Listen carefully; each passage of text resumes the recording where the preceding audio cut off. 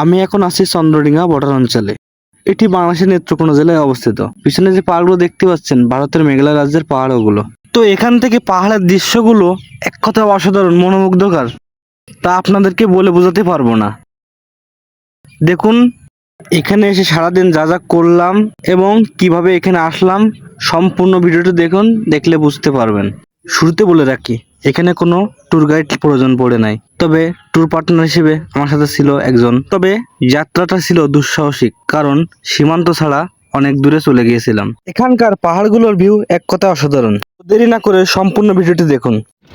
সকাল সকাল বেরিয়ে পড়লাম মেঘালয়ের পাহাড় দেখবো তাই। আমি এখন আছি ধর্মপাশা উপজেলায়। এখান থেকে পাঁচগাঁও কলমাকান্দায় যাব। তো আমি এখন আছি মোহনগঞ্জ রেলওয়ে স্টেশনের সাইডে। এখান থেকে বাস স্ট্যান্ডে যাব, কারণ সকালের ট্রেনটা মিস করছি। আমি এখন আছি মোহনগঞ্জ বাস স্ট্যান্ডে। এখান থেকে যাব ঠাকুরকোনা, ওখান থেকে যাব কলমাকান্দা। এই আমরা এখন কোথায় আছি? ব্রিজে। এখান থেকে কোথায় যাব? কলমাকান্দা যাব।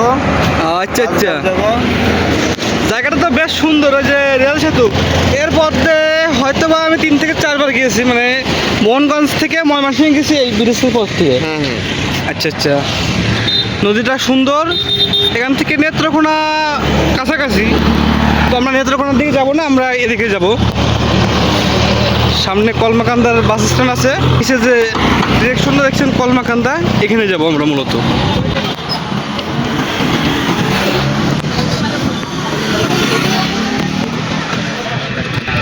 চা খাইতে হইব, চলো একটা চায়ের দোকান থেকে বই, তারপরে চা খায়া গাড়িতে উঠবো। তো আমরা এখন আছি ঠাকুরকোনা বাস স্ট্যান্ডে বা সিএনজি স্ট্যান্ডে। এখান থেকে কলমাকান্দা যাব, চা তো খেতে হবে। চা স্পেশাল, হ্যাঁ। লিগারটা খাই যেরকম, তোমরা লিগার খাইলে তোমাদের ঘুমাইবো না, বুঝছো? দেখছেন এত পাতলা চা, তারপরে চাটা দিয়েছে ফুল কাপ করে, মানে শরবত এক কথায়।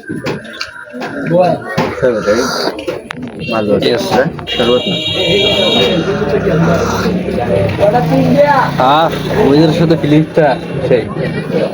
আমরা সিএনজি যোগে ঠাকুরকোনা থেকে কলমাকান্দার উদ্দেশ্যে রওনা দিয়েছি। ওখান থেকে যাব পাঁচগাঁও। কোনো কিছু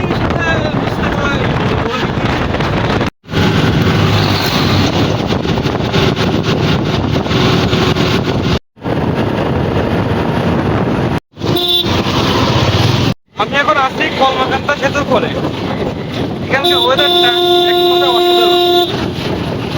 আমরা এখন আছি কলমাকান্দা বাজারে। এখান থেকে যাব পাঁচগাঁও 0 পয়েন্টে, এই যে আছে, আর এই যে বাইরে বাইকে যাচ্ছি। অবশেষে আমরা পাহাড়ি অঞ্চলের উদ্দেশ্যে রওনা দিলাম।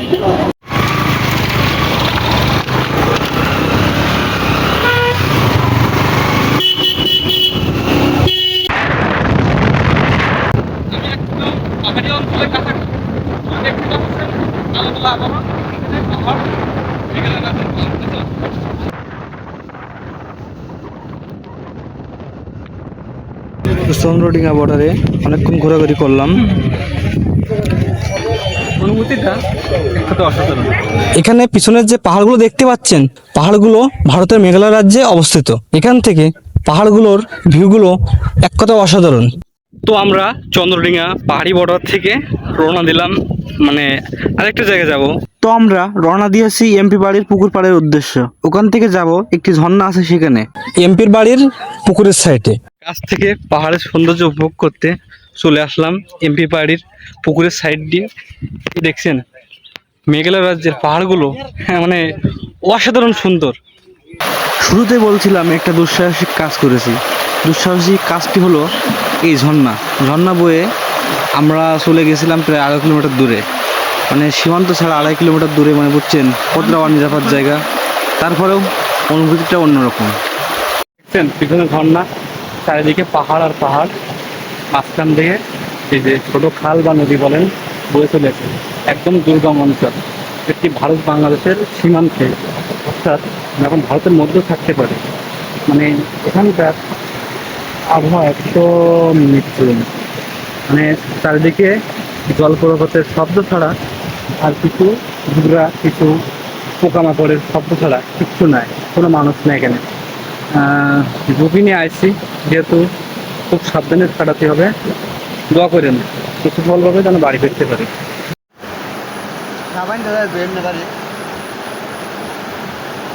আইসি তুই মামা ভাই না, ঠিক আছে, আমার জামাই একদিক থেকে, মায়া দিব না কিন্তু জামাই, ঠিক আছে। ধন নাই, আমরা এখন আসছি মূলত কোথায়, ভারতের মধ্যে না। আমরা এখানে ভারতের মধ্যে বর্ডার ক্রস করে এসেছি। আরো ভিতরে হচ্ছে যে ঝর্ণার মূল উৎস। তো ভারত বাংলাদেশি সীমান্তবর্তী যে ঝামেলা, তার জন্য আমরা সাহস করে ভিতরে ঢুকতে পারতেছি না। আমরা মাছ করতেই আমরা থেমে গেছি, এইটুকুই। আমাদের পথ চলাটা এত সহজ ছিল না, কারণ কি এই যে পাহাড় দেখছেন, পাহাড়ের যে পাথরগুলো খুবই চালা, খুবই মিছিল, খুব রিস্ক নিয়ে ঝুঁকি নিয়ে আইসি। এদিকে মানে সীমান্ত রিস্ক, এদিকে পোকামাকড় সাপ করে রিস্ক নিয়ে এখানে আইসি। তো সুমিষ্ট দেখছেন, সুমিষ্ট হয়। জীবনের সব থেকে বড় এক্সপিরিয়েন্স হয়েছে পাহাড়ি রাস্তা আর এরকম ঝর্ণার পাথরের পর দিয়ে হেঁটে চলা, দুর্গম পথ, অচেনা জায়গা এবং আতঙ্ক, রিস্ক নিয়ে ঘুরতে গিয়েছিলাম প্রায় 0 পয়েন্টের এখানে। মানে আমি এখনই আছি বাংলাদেশের 0 পয়েন্ট। এই যে পিছনে যে পাহাড়গুলো দেখছেন, ভারতের মেঘালয় রাজ্যে অবস্থিত। তারপরেও কিছু অভিজ্ঞতা কামাতে হলেও রিস্ক নিতে হবে।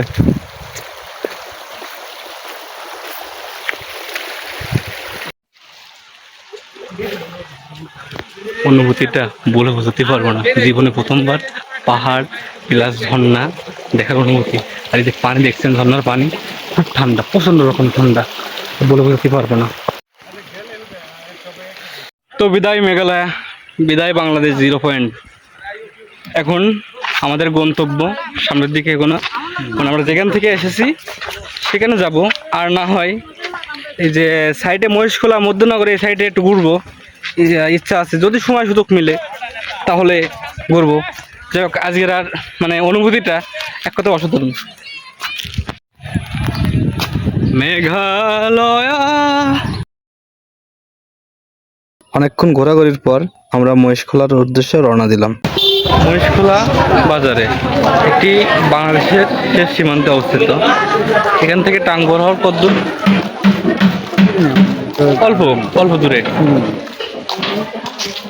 বাজার থেকে পাহাড় দেখা যায়, ওই যে এটা হচ্ছে পাহাড়ি বাজার, সীমান্তবর্তী। এখানকার মানুষের জীবন খুবই কষ্টকর, নাই উন্নত সড়ক ব্যবস্থা, আর বর্ষাকালে তো খোলা থাকে। আজকের ভিডিওটি এই পর্যন্ত শেষ। তো ভিডিওটি কেমন হয়েছে কমেন্টে জানাবেন।